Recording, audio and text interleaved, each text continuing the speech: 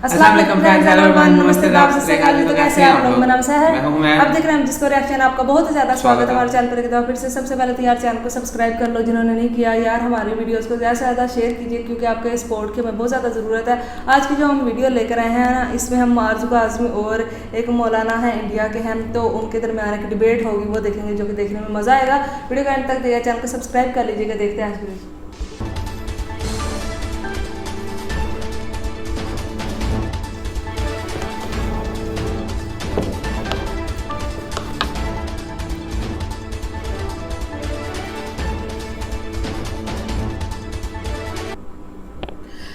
अस्सलाम वालेकुम, नमस्कार, सत श्री अकाल एंड गुड इवनिंग। मैं हूं आरज़ू काज़मी और आप देख रहे हैं पॉइंट ऑफ व्यू।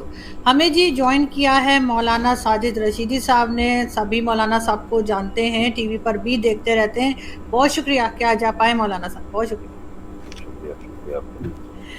मुझे सबसे पहले मौलाना साहब ये बताइए कि चंद्रयान 3 सक्सेसफुल हुआ है, भारत का जो मिशन था, आप क्या कहेंगे उसके बारे में? आपको लगता है ये वाकई चांद पे गए हैं? क्या चांद पे जाया जा सकता है या ऐसे ही कह रहे हैं?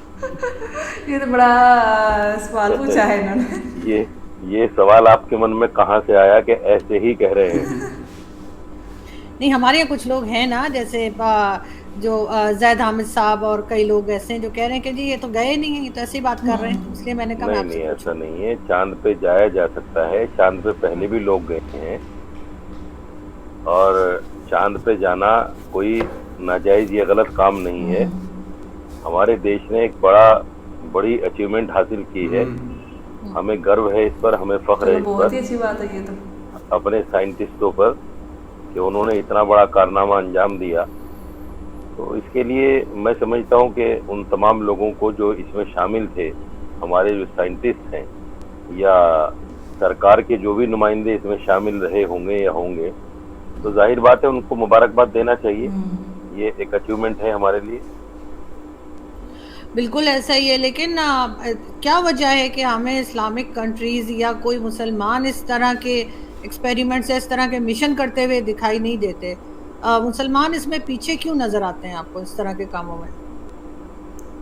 नहीं, मुसलमान कहाँ इसमें पीछे हैं? मुसलमान तो भाई इस देश का प्राइम मिनिस्टर कोई मुसलमान तो है नहीं, हिंदुस्तान का। तो यहाँ मुसलमान जितने भी हैं सारे के सारे प्राइम मिनिस्टर के साथ हैं इस मामले में, साइंटिस्टों के साथ हैं। कोई किसी भी मुसलमान ने या किसी मुस्लिम ऑर्गेनाइजेशन ने उसका कोई खंडन नहीं किया, नकारा नहीं कि भाई ये गलत बात है, ऐसा नहीं होना चाहिए। सब लोग साथ हैं और तहे दिल से मुबारकबाद दे रहे हैं। मैं ये नहीं कह रही कि उसके खिलाफ है, मैं कह रही हूँ उसमें हिस्सा लेते हुए दिखाई नहीं देते, चाहे वो इस्लामिक कंट्रीज हों, जो गल्फ कंट्रीज कह लीजिए या कुछ, तो उनमें से कोई हमें ऐसे साइंटिस्ट और इस किस्म के लोग दिखाई क्यों नहीं देते मुस्लिम वर्ल्ड से? मैं ये पूछ रही हूँ कि जो इस किस्म के मिशंस कर रहे हो। मुझे गल्फ कंट्री का तो पता नहीं कि वो क्यों नहीं करते, लेकिन यहाँ जितने लोग हमारे साइंटिस्ट उसमें शामिल थे, उसमें करीब 4-5 लोग मुसलमान थे। और जो मुस्लिम अलीगढ़ यूनिवर्सिटी से जो फारिग थे, जिन्होंने पढ़ा है मुस्लिम अलीगढ़ यूनिवर्सिटी में, वो मुसलमान लड़के मुजफ्फरनगर के, शामली के, कई जगहों के जो है वो लोग शामिल थे और उनको बधाई दी है, मुबारकबाद दी है। गल्फ में क्या हो रहा है या पाकिस्तान में क्या हो रहा है ये तो आप अच्छा बताएंगी क्योंकि आप पाकिस्तान में बैठी हैं। नहीं बिल्कुल, लेकिन आपकी भी तो हर जगह, हर कंट्री पे, बल्कि पूरी दुनिया पे एक नज़र रहती है, इसीलिए मैं आपसे पूछ रही थी। लेकिन मौलाना साहब एक चीज़ और बताइए कि अभी कुछ दिन पहले जो है पाकिस्तान से खातून जो है वो 4 बच्चों के साथ भारत पहुंची हैं और सीमा हैदर, और उसके बाद उन्होंने हिंदू धर्म जो है वो अपना इख्तियार किया है। आपके ख्याल से क्या ये ठीक है? और बच्चों को भी उन्होंने कहा कि वो अब से बच्चे भी हिंदू हो गए हैं, तो आपके ख्याल से यह पॉसिबल है? इस्लाम में इतनी गुंजाइश है, इतना खुला दिल है मुस्लिम्स का कि वो ये एक्सेप्ट करें? लकुम दीनुकुम वलिय दीन, तुम्हारे लिए तुम्हारा दीन, हमारे लिए हमारा दीन। जो आदमी जिस दीन में रहना चाहे, जिस धर्म को अपनाना चाहे, और खास तौर से हिंदुस्तान में तो हमारा संविधान कहता है इस चीज को कि जो आदमी जिस धर्म को अपनाना चाहे अपनी इच्छा से, अपनी स्वेच्छा से, तो वो अपना सकता है। इसमें कौन सी ऐसी कोई बात है कि भाई? दूसरे ये है कि इस्लामिक पॉइंट ऑफ व्यू से भी अगर कोई आदमी इस्लाम धर्म छोड़ देता है तो इस्लाम ये थोड़े कहता है कि इसकी गर्दन मारो या इसको मार पिटाई करो या इसको जेल में डालो या इसके लिए कोई, ऐसा थोड़ा ही है, ऐसा कुछ भी नहीं है। जो चाहे जिस दिन को अपना सकता है। बिल्कुल, ये तो बहुत अच्छी बात आप कह रहे हैं, वरना तो हमने तो यही सुना है कि वरना लोग पीछे पड़ जाते हैं। अगर कोई इस्लाम मजहब को छोड़ दे तो कहते नहीं इजाजत नहीं है और इसी में रहना होगा, नहीं तो बात जो है वो मारने तक पहुंच जाती है। ऐसा नहीं है। देखिए, जब कोई आदमी, अगर कोई हिंदू मुसलमान होता है तो उसके साथ भी उसके घर वाले, उसके खानदान वाले, उसके कबीले वाले ज्यादती करते हैं कि तूने ऐसा क्यों कर लिया। ऐसा कभी, चूंकि हमने सुना नहीं कि कोई मुसलमान हिंदू हो गया, तो हमें ये भी पता नहीं कि उसके साथ मुसलमान क्या करते हैं। ये तो बहुत कम सुनने में आता है कि कोई मुसलमान हिंदू हो गया हो, बहुत ही कमी के साथ सुनने में आता है। हाँ, जो लोग मुसलमान होते हैं हिंदू से, उनके साथ तरह तरह की तकलीफें दी जाती हैं, उनको घर से निकाल दिया जाता है, जायदाद से बेदखल कर दिया जाता है, उनकी बीवी बच्चे उनके साथ नहीं देते, उनको बिल्कुल अलग कर दिया जाता है, घर में रहने नहीं दिया जाता, बल्कि कुछ जगहों से तो वाकयात ऐसे भी मिलते हैं कि उनको गांव से ही निकाल दिया जाता है। तो इस तरह के वाकयात जो सामाजिक इशू हैं वो होते हैं, ये सामाजिक हैं, धर्म से इसका कोई लेना देना नहीं है। नहीं, हिंदू होने की बात नहीं है। बहुत से मुस्लिम ऐसे भी होते हैं ना जो एक्स मुस्लिम बन जाते हैं, किसी भी दूसरे मजहब में नहीं जाते, किसी दूसरे रिलीजन में नहीं जाते, लेकिन वो अपने आप को एक्स मुस्लिम कहते हैं और उसके बाद वो छुपते फिरते हैं, मुंह भी छुपा लेते हैं, अपना स्क्रीन पे भी दिखाई नहीं देते उनकी, वो यही कहते हैं कि उनकी जान खतरे में। ऐसा क्यों होता है? झूठ बोलते हैं, कोई जान किसी की खतरे में नहीं है। किसी एक्स मुस्लिम को किसी ने मारा हो तो बताओ, कोई मिसाल आपके सामने हो? ऐसा कुछ भी नहीं है। देखिए, जो आदमी किसी भी धर्म को उल्टी सीधी बातें करेगा, धर्म के बारे में अपशब्द बोलेगा, तो कोई भी धार्मिक आदमी, चाहे वो हिंदू हो, सिख हो, ईसाई हो, मुसलमान हो, अगर किसी के धर्म के बारे में कोई गलत बोलेगा तो उसके बारे में एक्शन का रिएक्शन होगा। और मैं समझता हूं कि वो भी नहीं होना चाहिए, लेकिन होता है।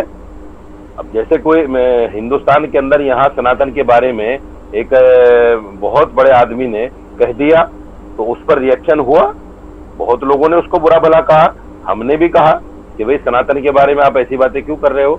तो ये एक्शन रिएक्शन होता है, लेकिन ऐसा नहीं है कि अगर कोई इस्लाम छोड़ दे तो उसको लोग मार देते हैं। वो लोग अपनी जान को खतरा जानबूझकर बताते हैं फेम लेने के लिए, और कहीं ना कहीं उनको सिक्योरिटी चाहिए होगी या कहीं ना कहीं उनको किसी से और ज्यादा पैसा लेना होगा। तो इस तरह की बातें वो इस तरह से अपने आप को इमोशनल ब्लैकमेल करते हैं दूसरे लोगों को। कोई भी किसी को बुरा नहीं कहता, ना किसी को कोई मारने की धमकी देता अगर कोई इस्लाम छोड़ देता है। लेकिन मौलाना साहब, हमने तो ये भी देखा कि अगर किसी दूसरे रिलीजन के ऊपर कोई बात करे और वो बात गलत हो या वो किसी को गलत लगे तो उसकी जान के पीछे लोग नहीं पड़ जाते, चाहे वो क्रिश्चियंस हो या हिंदू हो या किसी भी मजहब से हो। लेकिन अगर इस्लाम के बारे में कोई बात करे, हमारे सामने नुपुर शर्मा का केस है कि नुपुर शर्मा की जान पे आके बन गई थी और वो बेचारी छुपती फिर रही थी, जिस तरह की धमकियां उनको भारत के अंदर से मिल रही थी। तो ऐसा आपके ख्याल से क्यों होता है? क्या वजह है कि मुसलमान जो हैं वो उनमें टॉलरेंस नहीं है, बर्दाश्त नहीं है? देखिए, ये बिल्कुल गलत इल्जाम है। नुपुर शर्मा को किसी ने जान से मारने की धमकी नहीं दी। असल में क्या है, एक ट्रेंड बना हुआ है आज के वक्त में, इस्लाम और मुसलमान को गालियां दो और फेम पा जाओ। कुछ लोग इससे भी बढ़कर, जैसे स्वीडन में हुआ, कुरान को जला दिया। ये इस तरह के जो लोग हैं, इनकी मानसिकता खराब है। अगर फेम आपको लेना है तो कोई अच्छा कारनामा करके फेम लीजिए ना, कोई ऐसा काम कीजिए जिसकी वजह से आप लोग हाथों हाथ उठाएं, आपकी कदर करें, आपकी इज्जत करें।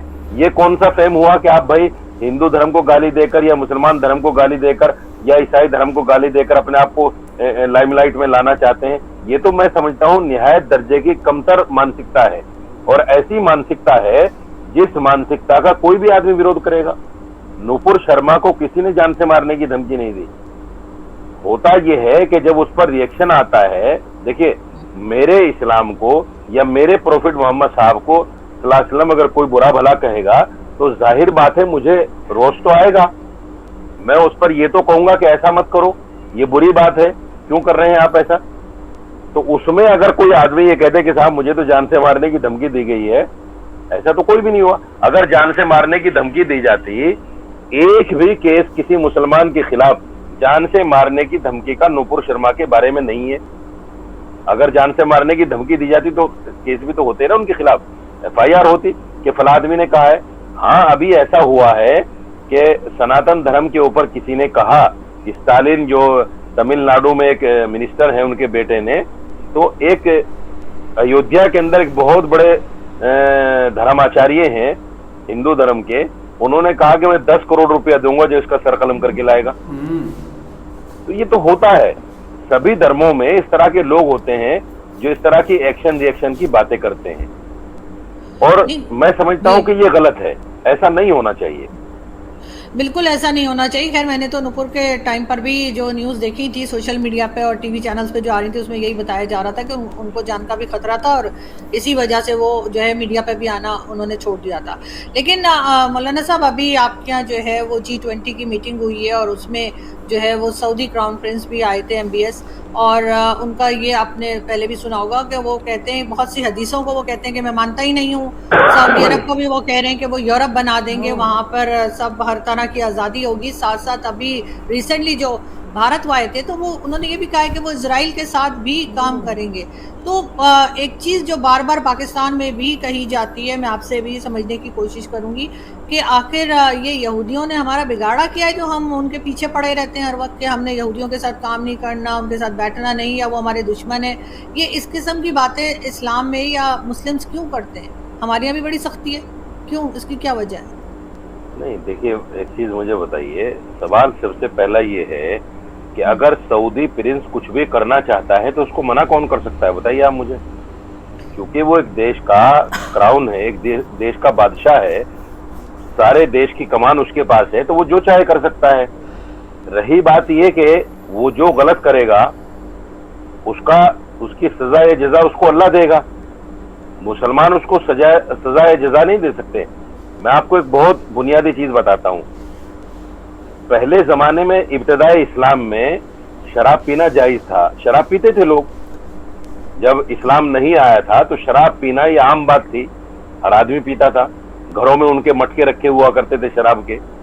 इस्लाम आया तो जब इस्लाम ने शराब को मना किया और उस पर एक मामूली सजा रखी कि इसको 10 कोड़े लगेंगे अगर किसी ने शराब पी, तो एक सहाबी, पुरानी आदत थी, बेचारे पकड़े गए, उनको सजा दे दी गई। इत्तेफाक है कुछ वक्त के बाद फिर वही सहाबी पकड़े गए, क्योंकि उस वक्त हराम नहीं हुई थी शराब। हराम होने के बाद सहाबा से ये तस्वुर नहीं किया जा सकता कि हराम। गाइस, ये थी आज की वीडियो। तो यार ये देखा मौलवी और जो आरज़ू काज़मी ने सवाल पूछे, उन्होंने उसके जवाब दिए। सबसे पहले उन्होंने चंद्रयान 3 के बारे में पूछा, क्योंकि पाकिस्तान में ना बहुत ऐसे लोग हैं जो मानते नहीं है कि भाई इंडिया जो है वो चांद पे गया। वो ये बोलते हैं कि वो उन्होंने फेक वीडियो चलाई है, वीडियो गेम से कोई वीडियो निकाल के तो उन्होंने, और जो उनके साइंसदान है उनका भी रिएक्शन जो था ना वो फेक ही था, ऐसा लेकिन नहीं, ये सारा कुछ असल में था। वो चांद पर पहुंच चुके हैं और उनके जो साइंसदान थे उन्होंने बहुत ही ज्यादा इनमें काम किया। उन्होंने इतने 600 करोड़ रुपया उन्होंने इन्वेस्ट किया है, मतलब 600 ऑफिशियल तो मतलब बहुत कम है, जिसमें उन्होंने, क्योंकि सबसे ज़्यादा सस्ता जो मिशन है ना वो इंडिया का यही है कि उन्होंने मतलब सस्ते मिशन करके तो चंद्रयान पे पहुंच गए। वरना कोई भी कंट्री है ना, उन्होंने मतलब 1000 जो करोड़ है ना उससे ऊपर ही पैसे लगाए, उन्होंने इससे नीचे नहीं लगाए। लेकिन इंडिया जो है ना उन्होंने 600 करोड़ लगा के इसके दरमियान अभी रशिया ने भी लॉन्च किया था, उसका तबाह हो गया। बिल्कुल, उन्होंने कोशिश ये की थी कि हम इंडिया से पहले वही पहुंच जाएंगे, हम पहुंच के दिखाएंगे, लेकिन वो नाकाम बिल्कुल हो गए। वही ना, वो जो कछुआ और जो होती है ना खरगोश की रेस, तो खरगोश समझता है कि मैं बहुत ज़्यादा चालाक हूँ और मैं इससे ज़्यादा जल्दी पहुँच जाऊँगा, लेकिन वही ना दिमाग की बात होती है कि जो स्लो चलने वाला होता है वो आहिस्ता आहिस्ता कामयाबी हासिल करते हैं, वो उससे भी आगे जा सकता है। 40 दिन लगे सही, लेकिन वो अपनी कामयाबी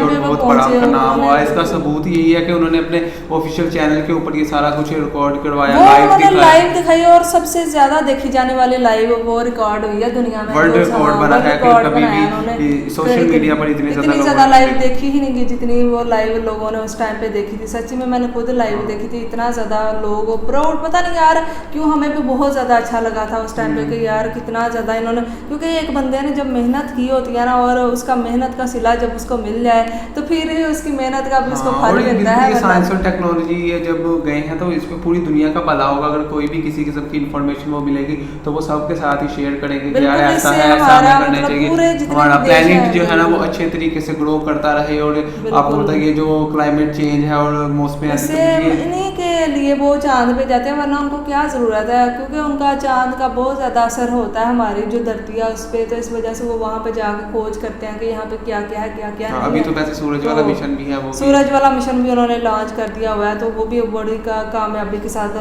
अपना ही रवा दो है सफ़र पे। लेकिन यहाँ पे इन्होंने चंद्रयान 3 के बारे में बोला कि वो मानते हैं और ये इसमें कुछ भी बुरा नहीं है, इस्लाम भी इस बारे में कुछ नहीं बोलता। तो मुझे इनकी बात ये सुन के अच्छा लगा आज कि इन्होंने ये एक अच्छी बात बोली। और उसके अलावा इन्होंने यहाँ पे बोला कि जो मतलब आपको पता है कि लड़ाइयाँ झगड़े करने वाले जो होते हैं ना वो लोग हर मज़हब में पाए जाते हैं, वो हिंदू मतलब जो होते हैं वो भी होते हैं और जो मुस्लिम होते हैं वो भी होते हैं। तो कुछ लोग ऐसे होते हैं जिनकी वजह से ऐसा सोचा जाता है कि यार ये सभी ऐसे के ऐसे ही हैं, हालांकि बिल्कुल राय नहीं बनानी चाहिए, बिल्कुल हर एक बंदे के अपना मतलब होता है कि वो मुख्तलिफ एक दूसरे से होता है। ऐसा तो नहीं हो सकता अब ये है ये मेरे जैसा तो नहीं हो सकता या मैं इसके जैसा, हर एक की सोच मुख्तलिफ होती है। तो ज़रूरी नहीं है कि यार हर बंदा ही बुरा हो, और अगर वो उसका दीन इस्लाम है तो वो है, अगर जैसे सोच एक बना ली गई है कि ये टेररिस्ट होते हैं, तो ज़रूरी नहीं है कि हर बंदा का दिमाग ही ऐसा होता है। बहुत ज़्यादा लोगों की सोच एडवांस भी होती है, वो बहुत ज़्यादा इंफॉर्मेशन भी दुनिया के बारे में रखते हैं। तो इसी तरह से हिंदू अगर मतलब कोई एक दो वाक़या हो ही जाता है तो वो सभी को नहीं बोलना चाहिए यार सभी के सभी ऐसी राय बिल्कुल बनाना बिल्कुल एक बेवकूफ़ी है मुझे तो लगता है। तो यहाँ पे बहुत ज़्यादा इंटरेस्टिंग बातें की गई जो कि मुझे सुन के बहुत ज़्यादा अच्छा लगा। उम्मीद करते हैं कि मौलाना की और आरज़ू काज़मी की ये डिबेट आपको अच्छी लगी होगी। वीडियो अच्छी लगी लाइक कीजिए, चैनल को सब्सक्राइब कीजिए। फिर मिलते हैं एक और वीडियो में। Thank you.